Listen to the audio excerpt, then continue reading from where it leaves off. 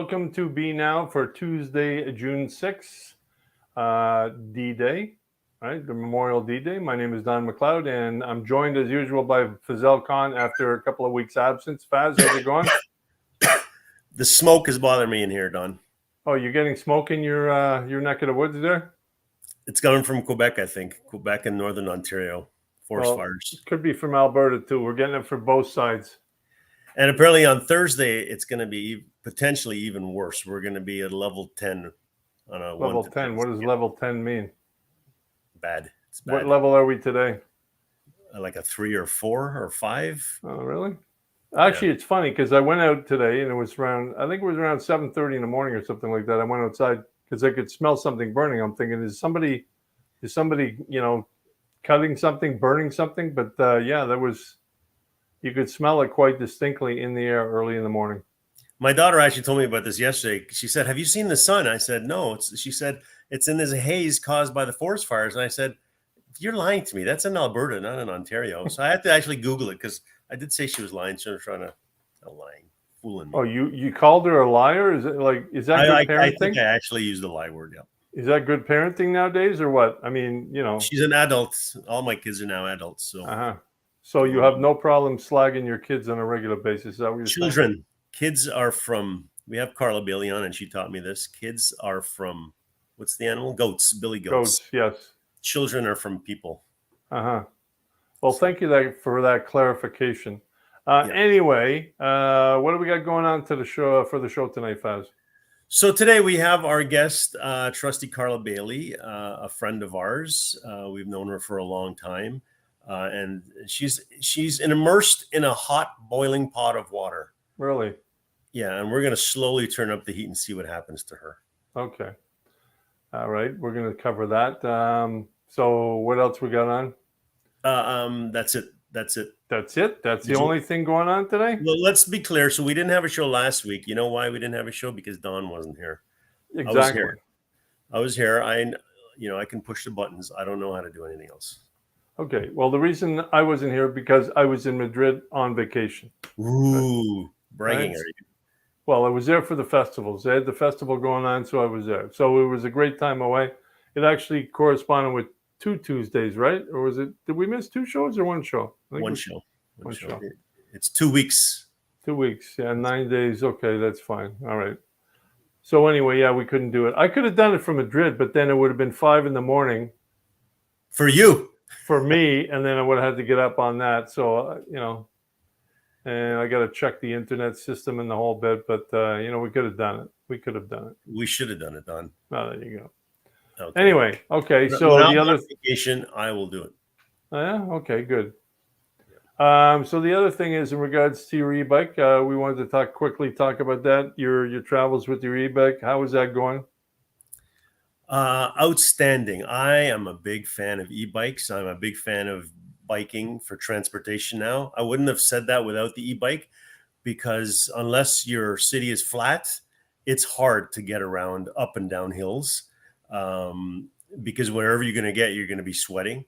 I am such a big fan of e-bikes because it basically flattens the city, right? So any incline, you can use the power assist as much as you want, which it's unbelievable how much more enjoyable biking is. I've been going everywhere. I went to Loafers Lake last week at night, and I came back at night. And when I got there, it was for a community safety meeting. One of the staff person was asking me, "Hey, do you want to ride back?" Because it is odd to see people showing up with bicycle as transportation, and you can tell bikers, because they've got the hat on or they got bad hair because their helmet was on, or I got all the gear now, Don. I got the gloves. Really? I got the bike pants with the extra padding. I got proper goggles now. What I didn't have is a mask because when you ride down the Etobicoke Creek at 6 o'clock in the evening, there's swarms of mosquitoes. So I could have had dinner there. I chose not to. Yeah, the other thing too is I'm going to start to be doing videos and releasing them on B Now of the trip to Spain, or the Madrid. But the thing is, a properly laid out city, something like Madrid, but they have the plazas and everything else. It's very, very friendly walk around that city, and there's a lot of bikes, people walking. all the squares are basically filled at any time of the day, and you see different modes of transportation. What they do is they block off major areas where the cars can't get in. The cars are basically outside of the main area, and it makes it easier for people to get around in either bikes. They have the scooters, and then just walking and taking the metro. One of the big improvements that I think we can do as a city, and I actually just noticed it today on the Huron-Ontario LRT, the Hazel McKellian line, they put out a graphic saying that both sides of the LRT are going to have bike lanes or multi-path lanes. And that is what we need everywhere. Sidewalks are for people. They're not for scooters, and they're not for bikes. They're too narrow. Multi-path lanes are wider. I think they could be maintained in the winter. I'm not sure if they are. They're safer. It's smooth. I'm trying to figure out where they are in the city. And sometimes what they do, not sometimes, it seems like all the times, they'll put the multipath lane and then they'll switch sides. So you got to get off your bike, cross the crosswalk, and then go. It's like, they're not very well laid out. I mean, if you go to Europe, and you'll see when I do the videos and stuff like that, I mean, we're talking sidewalks that are 30 feet wide, right? So it's a major difference. And most of the venues are like, there are no cars, they're pedestrians only, but they do have bikes and everything else. But that whole concept of car centric, I mean, I hate that. And it's like something that, North America seems to, they have to move away from it. Even just building these horrible squares like Trinity Common, you got to go there in the car, and it's just one big car centric. You'll see the plazas in Madrid are like wide open plazas for public people. Well, right? E-bikes, Don, have, to me, from my perspective, I was a electric car early adopter. Yep. I saw some of the challenges there. It's the same thing with e-bikes. I think they're going to fix this over time. The nice thing about e-bikes with a sprawling city like we have in Peel Region, Mississauga and Brampton, is it makes the city feel smaller, right? Because now you're not pedaling 100%. It might be 80, 90%. And that extra 10% that you'd kill yourself on with the hills is completely taken away. It makes it much more attractive. I'm looking forward to seeing the winter and how I deal with that. But the summer so far has, and I got this in April, I think, it has been fantastic. It's just, you see the city from a completely different perspective. You have a chance to sit at a stoplight and see the craziness with vehicles and what people are doing. And then, you have a chance to talk to people sometimes because you're standing there and people will come up to you and ask you questions. Yeah. But I agree with you. I saw someone today with a motor scooter on the sidewalk, and it's like, there needs to be more enforcement of that, because they're not supposed to be on there. And I've seen them where pedestrians got to get off the sidewalk to let these guys go by. And I'm like, no. Yeah. Right. Okay. Anyway. So let's set up our next topic here. So, this is kind of inside baseball for a lot of people, including the Black community, I think, right? Because there's been a small group of, I'm going to call them community leaders / Black activists that have been really going after the Peel District School Board for the last number of years to improve equity for all students, especially Black students, because I think we can all agree there's racism in the system and it's unfair, and we need to do something about it. And so there's been a community leader, and I won't mention names today because, first of all, I'll get them all wrong, but that's not the point of it's the issue, not the specific person we're dealing with here. So one of the outcomes of all the stuff that's happened is that the Peel District School Board is creating a Center for Black Excellence. I don't know what that is, if it's a separate building. I don't know what's supposed to go on in that building. I don't know what the purpose of that building is. But these Black activists, community leaders, wanted to name it after one of the people who was kind of at the forefront of the change happening at PDSB. And unfortunately, he passed away, so they want to name it after him. And recently, the school board, the Peel District School Board, and we'll talk with Trustee Bailey about this, implemented a policy that basically says they're not going to name anything after anybody. Because as what we've seen in the last few years, nobody wants to name, like Dundas Street, for example, in Toronto. They're linked to slavery, Black, all that kind of stuff. And so now they're spending money renaming stuff. But then now Karla is a brand new trustee. I don't know about brand new, right? Because she was elected the last municipal election, still in her first year. Yep. And there was a vote on what to name this thing. We'll get into details on exactly what the vote is. But in any case, the outcome of the vote was they're just going to name the Center for Black Excellence. They're not going to attach a name to it. And then a number of these community leaders, activists but continue to discuss the issue on social media. But from my perspective, and I personally started to call them out, and I have the 3 specific tweets here listed. They started to kind of blame what was going on in very negative ways, right? So this is one of the previous school trustees from Mississauga who's kind of jumped into the issue. She was on the school board for 8 years, at the same, during which the province had to take over the school board, and the province basically relinquished control after the election. Well, didn't Stephen Lecce, because there was a big, he called the board basically incompetent and had to bring in an arbitrator to go through the entire at that current board. Right. So this prior school trustee is now calling the current board incompetent because they didn't agree to rename the center after this Black community leader that passed away. So the past trustees are naming the current trustees incompetent, although Stephen Lecce was called in to straighten out the last board because they were incompetent. Is that what you're telling me? Yes. The board that was basically incompetent is now calling the current board incompetent. So, yeah. Okay. Now, another one of the community leaders has said that, Trustee Bailey plus a few other people, I don't know why he picked just these 3, are now standing with racism that they've been trying to address. So now they didn't use the word racist, Don, but standing with racism to me is calling them racist. So they're calling Karla Bailey, Trustee Bailey, a racist. Yes. And then finally, this one kind of pushed me over. Folks, this is another one of the community leaders. Folks need to know that some Black people, I guess at Peel schools, can be anti-Black. And Ms. Karla Bailey, Trustee Bailey, is now. So now maybe it's time to bring Karla on. What do you think, Don? Yeah, I think so. Because, if somebody called me anti-white and I was white, it's a little bit of a sort of juxtaposition from my point of view. Like, I don't know where you get the cojones to do that. Karla, welcome. Welcome, Karla. Hi. And so, Karla, my first question to you is, why are you incompetent, racist, and anti-Black? Why you gotta go there? Why you gotta start off like that? But that's what it's from Don, not me. Right? That's what they're calling you. That's not me. That's not my words. That's not Faz's words. Those are the words. And we're at the beginning of this. It's going to get nasty, Karla. What? Explain the issue to us. What do we have wrong? What do the community leaders, the Black community leaders, have wrong?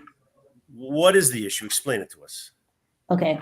So first, let me let you know that as a trustee, I speak for myself and myself only. I'm not speaking on behalf of the board.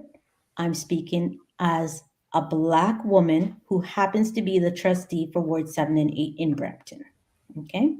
I was elected in October and started my term in November.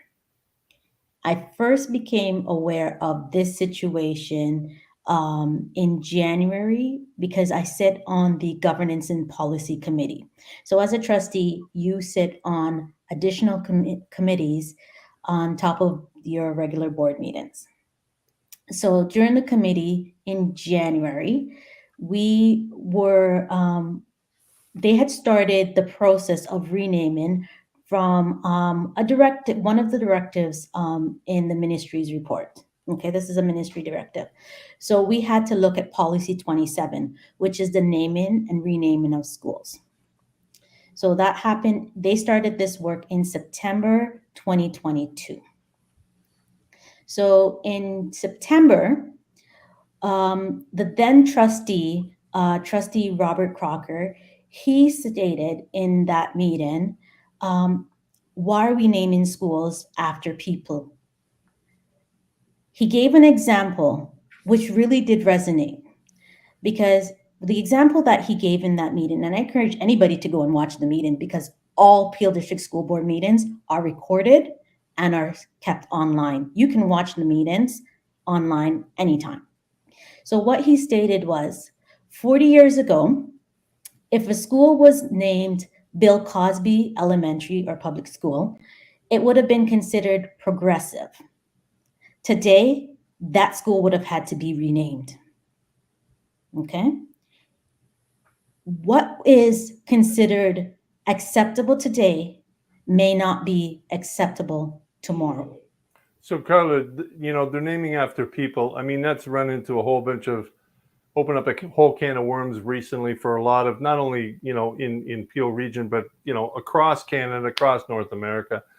People are tearing down statues and, doing the French Revolution bit of turning everything around. So it seems to be, a policy that is going to cost a lot of money for, if you want to rename or redo things on a regular basis. I mean, at some point in time, what are they going to name the schools? Like in this facility, it's just a basic title. There's no name attached to it. Are they going to erase all the names eventually? So first of all, the name that was approved, the Center for Black Excellence, the Board of Trustees didn't come up with that name.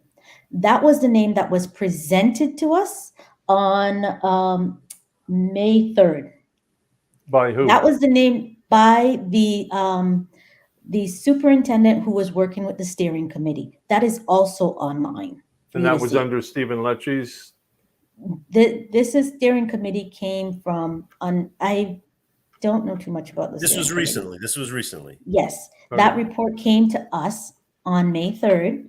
And it was, while I'm on this committee, they said, due to the naming policy that was changed on April 26th, the name that we are proposing is the Center for Black Excellence. Okay? We agreed and accepted that name and approved that name. So every trustee. So that was what happened. And everyone else.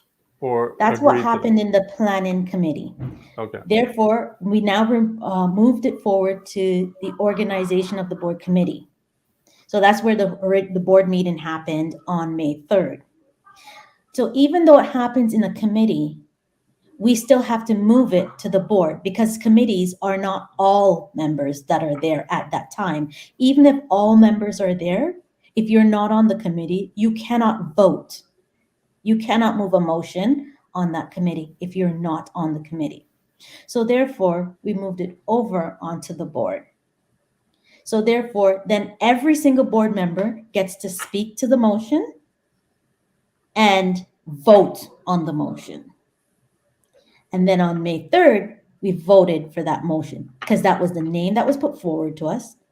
We agreed to that name. And what was the result of that? What was the vote count? Did every trustee agree to that name? So no. At that time, 10 trustees agreed. 1 trustee did not agree, and 1 trustee abstained. So the majority ruled. I believe that was the vote. That was the vote for that. So the majority ruled 10-1-1. Yes. But there were a couple of issues. I think members of the Black community, or I don't want to say Black community because there's nobody that represents all of the Black community, right? Members. Correct. These community leaders. This group of Black community members. Right. So they thought they could delegate at the general board meeting, and that policy was changed. Why did you guys change that policy? We did not change this policy. When I started at the board, this policy was already in place. That was changed back in September when we got our bylaws. I got the bylaw, and it was in that bylaw that delegations would be in committee meetings. So members, hold on. Is this part of the Stephen Lecce? Hold on. Members that came and was protesting saying they'd already delegated in a committee. At least one of them had already delegated in a committee. Okay. So it seems like people knew the new process here, right? Yeah. They'd already delegated. So they tried to circumvent the process by basically, if you can yell louder, then maybe you can get something, that basically. I can't say anybody's intention. I can only tell you where I sat and what's being portrayed online to say I did this and I did that. No, that was Okay. already in place. So Carla, obviously, I think if I'm going to go on a leap of faith here to say that I believe these specific black community leaders honestly want to see change in the school board, and their belief is that putting the name of this now deceased community leader on the center would go a far way in making the school board more equitable for young black students. Are you in agreement with that, or do you think there's other ways to move the needle forward? Okay. I became a trustee because I had children in the board. I'm a graduate from the Peel District School Board, so I knew some of the issues. I've known a lot of the issues. I've had my issues with racism within the board. So I'm well aware that racism does exist in it. There's systemic racism happening. However, we got to look at the impact of the name. When we're naming things, it is not just for today. And we're saying it's going to empower Black children. But when you keep a name, you don't know. You only know people until you don't. Okay? And just because they were somebody to you and you looked up to them, they could have been harmful to others.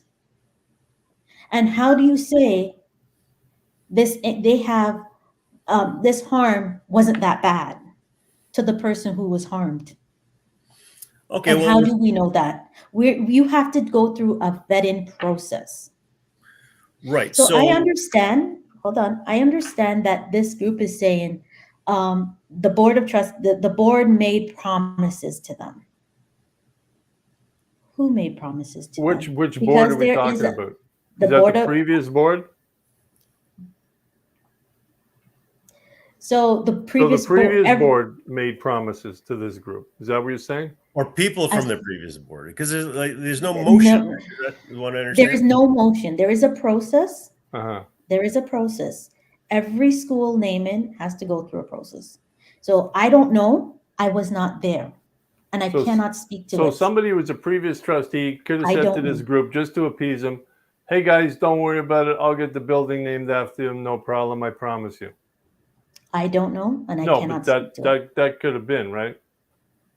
I'm Yeah. not going to Right. speculate. So that wasn't the process, and that never has been the process in naming a building Correct. by saying, "Yeah, I promise I'm going to get you this." Instead of saying, "This is our policy to get a building named after a person or not. I'm sorry, but it's impossible to do this," or "This is the way that we can do it, but you have to do it this way." Yeah, and that was probably all prior to you can't name buildings, facilities after a person too, right? So what happened during while the board was under supervision, they renamed Sir John A. Macdonald. Okay, they renamed Sir John A. Macdonald to maybe Emo Sadong Public School. Okay, and they followed the process and the protocol, and it had to go through the board of trustees, because even in the old policy, it had to go through the board of trustees.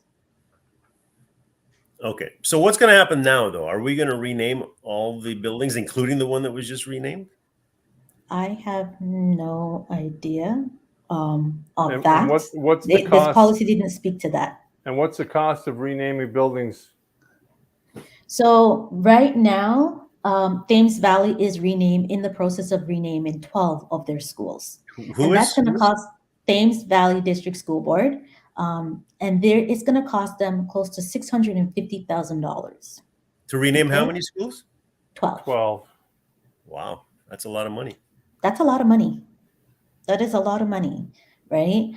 So if we're when I'm making a decision, what is the impact?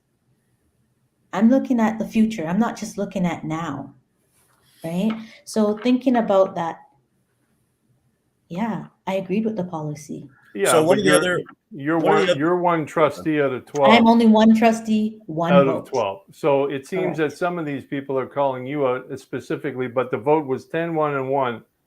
So the other 10 or the other 9 who actually voted in favor of this, what? They're saints? You know what? One of the things that I really like about this board, this current board that I'm working with, it is so diverse. It is a very diverse board. So we have three black trustees, two South Asians, one Japanese, and one Indigenous. That is a very diverse board. But no white people. There are 5 white folks. Okay. Nobody You from forgot to Guyana. mention those, Carla. Nobody from Guyana that's Muslim. Exactly. That's what I'm trying to get Okay, at. it's a very diverse board, right? And we work respectfully with each other. It's we through dialogue, we're getting work done. We're getting a lot of the important work that needs to be done. So let me ask you a question. They want to name a school. It is not a school. Okay, sorry. It's a It is a Center for Black special Excellence. function. Okay, I believe so this would come under a special function area in a school. okay. Oh, so this is not even a building by itself? I am not sure, but I think it's a special function because Okay. there's no building that exists yet. Okay. Is there going to be a building for this center? I don't know. You don't know. That's a question to come. All right. So is there anything in the policy that says you can't name what, like maybe a cafeteria or something like that for, So, Trustee Kathy McDonald made a very good point because in the previous policy or how it was written, the director and the superintendents had the ability to name special function areas and facilities, right? However, Trustee Kathy McDonald pointed out that that's a governance issue. So therefore, that should also come under the purview of trustees. So when we redid the policy, that was also included in the policy because that was an important part for her to acknowledge. So again, can you name something else for this person going through without having to deal with a name situation? Absolutely. Okay. We So- could we left it open so that way you can name it in honor of. So Right. instead of using their names, there's nothing precluding you from saying, okay, Faz, you were known for all the amazing videos that you took, so we're going to name it Amazing Video Secondary School. Okay, it's not using your name, but it's Right. using what you stood for, what you advocated for, whatever the reason that we are celebrating you as the reason why. And then we honor you inside within the building, explaining the name of the Yeah, school because so that's something that's missing in a lot of our schools. We don't know Sure. why half the schools are named Well, what they're named. here's an example. I see a lot of parks being named after, Manuel Cardoso Park or whatever, but there's no plaque saying actually why and what the reason is for that Correct. park being named. So that's another thing that really gets me because I see that all the time. But, in Quebec, they do have plaques of why it's named after this person. So that is an opportunity. Why are these people, have they been given that directive saying, hey, sorry, this is the directive. We can't name it after you, but here's an alternative. Maybe this can satisfy your, So here's the thing. One of the things that you're making a good point, and that's something that we discussed when we were talking about the naming policy. It's all on record. Like, I'm not talking anything that I shouldn't be talking because it's all on record. At the end of the day, when you're naming or honoring somebody, you want to be educating the public, the students, why. Yeah, sure. Why? Okay. So it's not just putting up a name and that's it. But that's what was done in the past, right? So now it's given the educational piece. And to me, that's more meaningful for people to understand why.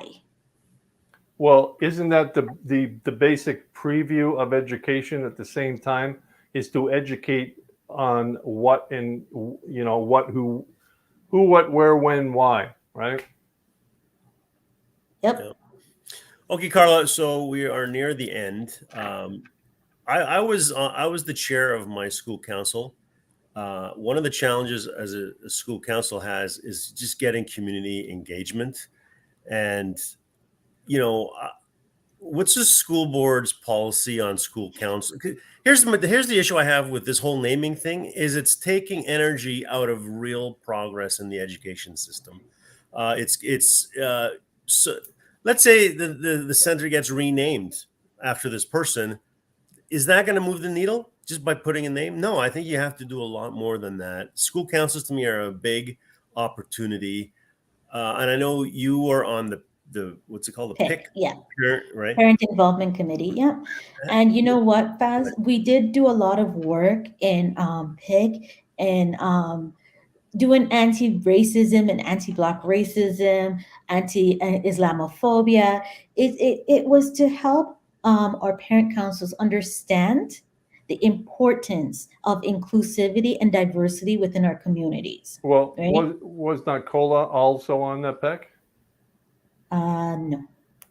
I thought he was involved in some way, shape, or form with the PIC. Not while I was on it. No, not while you're on it. This is the previous council. Yeah. I was on PIC for 3 years prior to the election. Anyways, my point is, what I'll give you the last kind of comment here. Have you made any progress on kind of the community engagement side with parents? Because to me, it's at a critical low, and all studies have shown that parent engagement with their child's education in their schools is a huge contributor to their success. And I see the education standards being lowered. I see lots of things in the school system with this apprenticeship program and all that, really drastically changing how the academic standards in our schools, which I know because my daughter just finished first year at university. She's competing with students at her university who are international, coming from international, like China and India. And we do not compare well anymore. Not even close. That is another topic for another time because it's a bigger discussion than this. Okay, so we can talk about that because we wanted to talk to you about a while ago about the educational standard and our school boards bringing the standards down to bring the level of marks up, or vice versa, right? So you better have answers for us next time, Carla. Okay. As a school trustee for Ward 7 and 8, which I am a resident of, I want those answers and I want them soon. Sure, Don. I'll get right on that just for you. All the kids Don has in the education system. I went through the educational system myself, so I was put in the remedial classes 9 times out of 10. I was, we had the remedial class. Did you just say you went to Did you just say you went to 9 remedial classes? Yeah, well. And they dropped you on the 10th time? Yeah, I like to work my way backward, not forward. Okay, Carla, we got to go. Nice chatting with you. Hopefully, thank you for joining us. I know you knew why we were having you on here to kind of put you in the hot seat, and I think you did well. What do you think, Don? We have to turn up the heat. Well, the thing is, it's easy to be a troll and put stuff out on social media and say, you're this, you're that, they're blah blah blah blah blah. We have a lot of people that are still involved, and we see them, and it's like, oh, okay, this person is looking to run in the next election, is this and this and this. It's one thing to just post something up there. It's another to actually offer a solution to a problem and actually be part of the solution rather than part of the problem. It's easy to say, throw sling mud left, right, and center. It's harder to actually get in and actually do something to help the community rather than sling mud. And I can confirm that, Carla, you are not incompetent. You are not a racist, and you are Black. I can confirm. Thank you, Faz. But I do want to remind everyone that all board meetings are open to the public. If ever there's anything on the agenda that you do want to speak to, you can delegate.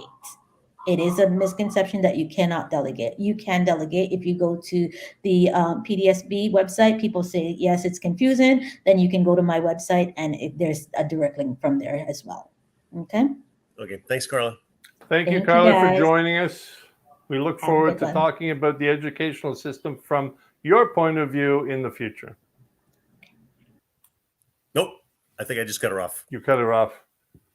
That was quick, Faz. All right, Don. So in the Let me future, see. we will have Karla back because we did mention that we wanted to talk about, I'm not sure if it's called downgrading, but the lowering standards of the educational system in today's society. And that's something that the Peel District School Board, I think they were talking about bringing down the level. I don't think they don't use. They those don't call words. it bringing down the level, but from what I see and what I read, it's bringing the level down. It's not actually helping.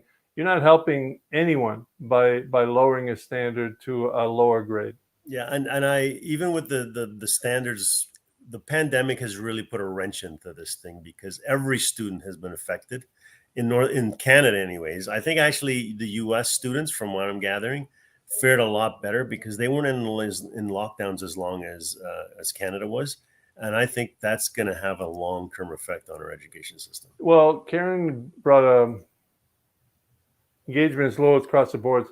I remember when I was growing up, my mother was involved on a regular basis. Not so much a father, but the mothers, for some reason, are more engaged with making sure that students or their kids actually do their homework, reading, doing the thing. I mean, she was on me 24/7. Have you done this? Have you done the red? Blah, blah, blah, blah.